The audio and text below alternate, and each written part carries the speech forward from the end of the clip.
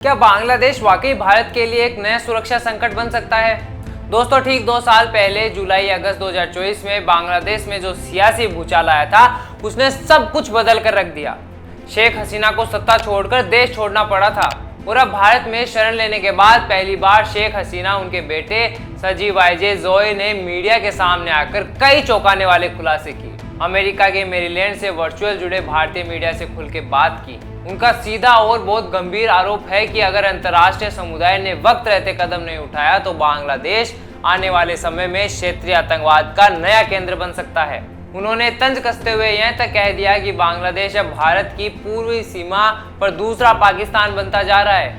उनका दावा है कि विदेशी खुफिया एजेंसियां, खास तौर पर पाकिस्तान की आईएसआई अब बांग्लादेश में खुलेआम एक्टिव हो चुकी है। आतंकियों की रिहाई और बैन संगठन अवामी लीग के शासनकाल में जिन सैकड़ों आतंकियों को जेल भेजा गया था उन्हें अब रिहा कर दिया गया है।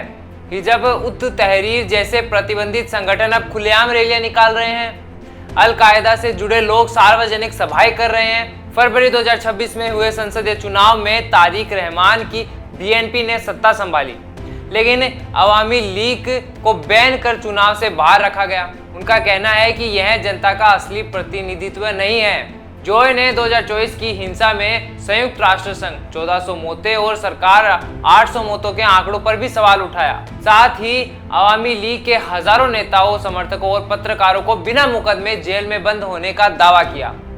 अब सवाल यह है कि इस पूरी स्थिति का भारत और पड़ोसी देशों पर क्या असर पड़ेगा। भारत की आंतरिक और सीमा सुरक्षा के लिए खतरा पूर्वी मोर्चा पर अस्थिरता का मतलब है भारत के पूर्वोत्तर राज्य असम, त्रिपुरा, मेघालय की सीमाओं पर सुरक्षा का संकट। अगर कट्टरपंथी संगठन और आतंकी बांग्लादेश की धरती का इस्तेमाल करते हैं तो भारत के लिए समस्या बहुत बढ़ जाएगी। राजनीतिक उथल पुथल और हिंसा के कारण वहां के अल्पसंख्यक और एक तबका सीमा पार को मजबूर हो सकते हैं, जिससे भारत पर डेमोग्राफिक और मानवीय दबाव बढ़ेगा। भारत विरोधी ताकतों को एक रणनीतिक अड्डा मिल जाएगा, जिससे दक्षिण एशिया की शांति खतरे में पड़ सकती है।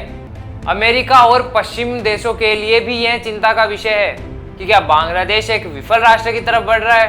अवामी लीग इन हालात पर चुप नहीं बैठने वाली। उन्होंने भारतीय मीडिया से अपील की है कि इसे एक दिन की खबर न समझे, बल्कि इस पर लगातार नजर बनाए रखे। आने वाले दिसंबर में शेख हसीना की वतन वापसी की जो अटकलें हैं उसने बांग्लादेश के राजनीतिक पारे को हाई कर दिया है। बहरहाल यह स्थिति सिर्फ बांग्लादेश की आंतरिक सियासत की नहीं है, बल्कि भारत की रणनीतिक सुरक्षा के लिहाज से बहुत बड़ा अलार्म है। आपकी इस पर क्या राय है, आप हमें कमेंट सेक्शन में कमेंट करके जरूर बताएं। और ऐसी ही तमाम खबरों के लिए जुड़े रहिए हमारे साथ और देखते रहिए द इंडिया मूव्स।